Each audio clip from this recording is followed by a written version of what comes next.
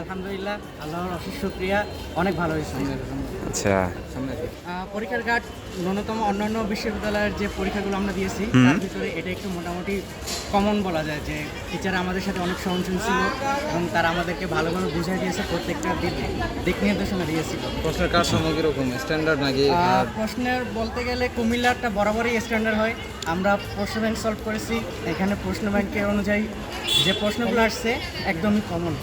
ধরতে গেলে যে প্রায় প্রশ্নগুলো বিগত বছর থেকেই আসছে এবং মৌলিক জিকেটা একটু বেশি আমাদেরকে বোঝানো হয়েছিল। আচ্ছা, ঠিক আছে। চান্স পাইলে কোন সাবজেক্টে পড়ার ইচ্ছে?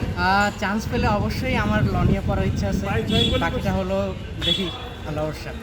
এর আগে পরীক্ষা দিয়েছিল? এর আগে আমি রাজশাহী ইউনিভার্সিটিতে পরীক্ষা দিলাম, সেখানে আমার সাবজেক্ট আসছে। আর বাকিটা হলো চট্টগ্রাম ইউনিভার্সিটিতে ডিওনিতে আমার মেরিট লিস্ট আসছে, দেখি আল্লাহ অবশ্যই। বাসা কোথায়? আমার বাড়ি হলো বরিশাল, আর যে থাকি চট্টগ্রামে, ওইখানেই আমি পড়াশোনা করি।